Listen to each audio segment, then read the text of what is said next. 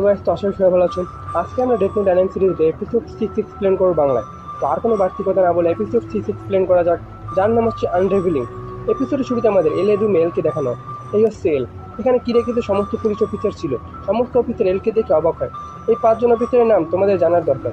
আমি প্রত্যেকের নাম তাদের ফেসের উপর দিয়ে দিচ্ছি, তোমরা দেখে নিবে। তারা প্রত্যেকে তাদের আইডি কার্ড দেখায়, যা দেখে এল বলে তোমরা সবার সামনে নিজেদের আইডি কার্ড দেখিও না, এতে করে তোমাদের জীবনের রিস্ক বাড়বে।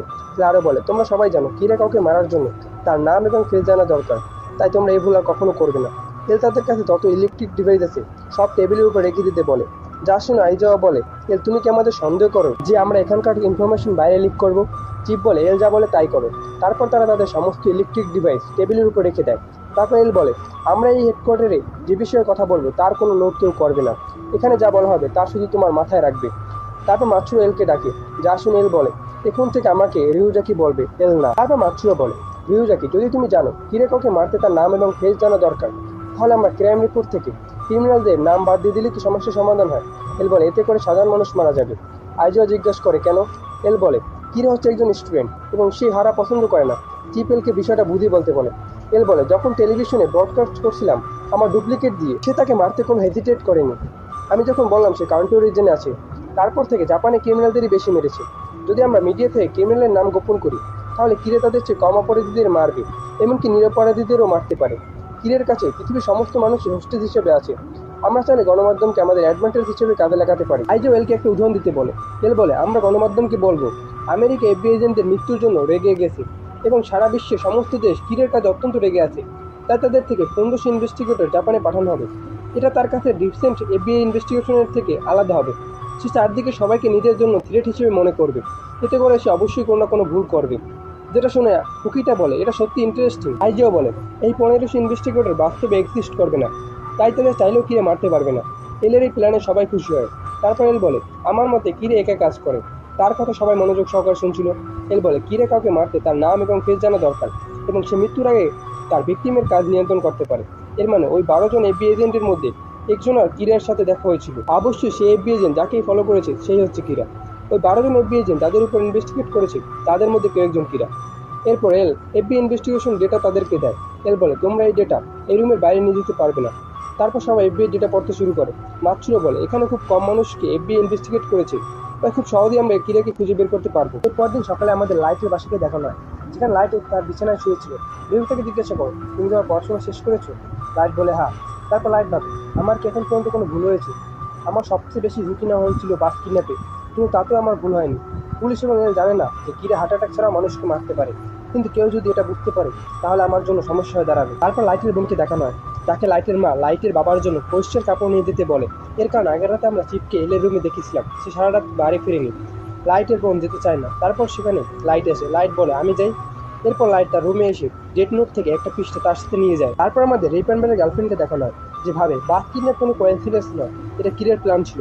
কিরে মানুষকে হার্ট অ্যাটাক ছাড়া মারতে পারে। তারপর আমরা লাইটকে দেখতে পাই যে হেঁটে হেঁটে পুলিশ হেডকোয়ার্টারের দিকে যাচ্ছিল। এখন তোমাদের আমি একটা কথা বলি, লাইট এবং তার ফ্যামিলি মেম্বার জানে চিফ পুলিশ হেডকোয়ার্টারে আছে, তারা জানে না যে চিফ পুলিশ হেডকোয়ার্টার নয়, এলের রুমে আছে। লাইট তার বাবার কাছে কল দেয়, কিন্তু তার বাবা তার কল রিসিভ করে না। লাইট ভাবে ড্যাড হয়তো বা কোনো ইম্পর্টেন্ট মিটিংয়ে ব্যস্ত আছে। সে পুলিশ হেডকোয়ার্টারে এসে পৌঁছায়। লাইট সেখানে রেপেনবারের গার্লফ্রেন্ডকে দেখতে পায়, যে রিসেপশনিস্টের কাছে বলছিল আমি টাস্ক ফোর্সের কারোর সাথে সরাসরি কথা বলতে চাই। লাইট রেপেনবারের গার্লফ্রেন্ডকে চিনত না। রিসেপশনিস্ট রেপেনবারের গার্লফ্রেন্ডকে বলে কিরে টাস্ক ফোর্সের কোনো মেম্বার বর্তমান হেডকোয়ার্টারে নেই। এসব কথা লাইট শুনছিল। লাইট ভাবে কেউই নেই, এজন্য ড্যাড ফোন ধরেনি। রেপেনবারের গার্লফ্রেন্ড রিসেপশনিস্টকে বলে আমি কিরে কেসের কিছু ইম্পর্টেন্ট কথা কিরে টাস্ক ফোর্সকে বলার আছে। যেটা শুনে লাইট একদম অবাক হয়ে যায়। সে এগিয়ে রিসেপশনিস্টের কাছে যায় এবং বলে আমি চিফ ইয়াগামির ছেলে লাইট, আমি আমার বাবার জন্য কিছু কাপড় নিয়ে এসেছি, কিন্তু সে এখানে নেই, তাই আপনি এটা রেখে দিন এবং সে আসলে তাকে দিয়ে দেবেন। রিসেপশনিস্ট লাইটকে দেখেই চিনতে পারে এবং বলে ঠিক আছে। সে লাইটকে মনে করায় যে তারা একটা মার্ডার কেসে সমাধান করেছে লাইটের সাহায্যে। তুমি কি এবারও কিরে কেসে আমাদের সাহায্য করবে? লাইট বলে হ্যাঁ, যদি সব কিছু ঠিক মতো যায় তাহলে আমি একদিন এলকেও পিছনে ফেলে দেবো। যেটা এই রেপেনবারের গার্লফ্রেন্ড শুনে অবাক হয়। রিসেপশনিস্ট রেপেনবারের গার্লফ্রেন্ডকে বলে আপনি যা বলতে চান তা আমাকে বলে দিন, আমি তাদেরকে অবশ্যই বলে দিব। লাইট রেপেনবারের গার্লফ্রেন্ডকে বলে আমার বাবা কিরে কেসে আপনি চাইলে আমাকে বলতে পারেন, আমি আমার বাবাকে বলে দিব। লাইট এবং রেপেনবারের গার্লফ্রেন্ড হেডকোয়ার্টার থেকে একসাথে বের হয়। লাইট তাকে বলে আমার বাবা এখন ফোন ধরছে না, তখন সে ফোন ধরে রিসিভ করবে তখন আপনি সরাসরি তার সাথে কথা বলবেন, কিন্তু আমি আপনাকে আমার বাবার ফোন নাম্বার দিতে পারবো না, এজন্য আপনি আমার ফোন ব্যবহার করতে পারবেন, তাই আপনাকে আমার উপর বিশ্বাস রাখতে হবে। এটা বলার পর সে একটু স্মাইল করে, যেটা দেখে রিউ পুরো চমকে যায়। রেপেনবারের গার্লফ্রেন্ড বলে, আমি এটা এখন তোমাকে বলতেছি। তারপর আমরা লাইট এবং রেপেনবারের গার্লফ্রেন্ডকে দেখতে পাই একটা ফাঁকা রাস্তায় দাঁড়িয়ে কথা বলতেছিল। রিও তো তাদের সাথেই ছিল। এরপর লাইট নিজের নাম বলে এবং তার নাম জিজ্ঞাসা করে। রেপেনবারের গার্লফ্রেন্ড নিজের নাম মাকিশুকো বলে। আমরা তাকে মিস মাকি বলবো। লাইট বলে, আমার মতে কিরে কাউকে মৃত্যুর আগে নিয়ন্ত্রণ করতে পারে, এটা তার একটা পাওয়ার। মিস মাকি বলে, আমারও তাই মনে হয়। এছাড়াও কিরে মানুষকে হার্ট অ্যাটাক ছাড়া অন্যভাবে মারতে পারে। লাইট ভাবে, কে এই মেয়েটা যে কিরে সম্পর্কে এত কিছু জানে? মিস মাকি বলে, আমার মনে হয় না কেউ এই বিষয়টা খেয়াল করেছে। লাইট থেকে জিজ্ঞাসা করে, তুমি কিভাবে বুঝলে যে কিরা মানুষকে অন্যভাবে মারতে পারে? মিস মাকি বলে, আমি এমন কাউকে জানি যে কিরার সাথে দেখাও করেছিল। ওই ব্যক্তি আর পৃথিবীতে বেঁচে নেই। সে ওই এফবি এজেন্টের মধ্যে একজন, যারা জাপানে এসেছিল। যেটা শুনে লাইট ভাবে, একজন এফবি এজেন্ট যে কিরার সাথে দেখা হয়েছিল, সে নিশ্চয়ই রেপেনবারের কথা বলতেছে। মিস মাকি বলে, সে আমার ফিয়ান্সে।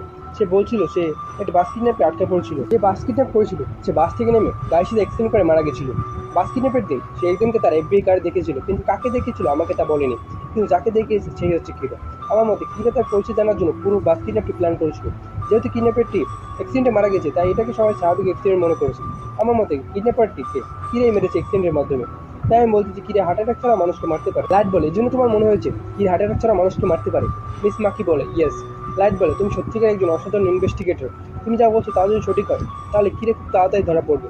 কারণ কিরে হচ্ছে সেই ব্যক্তি যাকে তোমার ফিয়ান্সে নিজের কার্ড দেখিয়েছিল বাস কিডন্যাপের দিন। মিস মাকি বলে, ইয়েস। লাইট ভাবে, মেয়েটি যদি আমার আগে এসব কথা পুলিশদের বলতো, তাহলে আমার অনেক বড় সমস্যার সম্মুখীন হতে হতো। আর এরই সাথে এপিসোড 6 শেষ হয়। ভিডিওটা ভালো লাগলে অবশ্যই লাইক করবেন। তো দেখা হচ্ছে নেক্সট ভিডিওতে। তো গুড বাই এভরিওয়ান।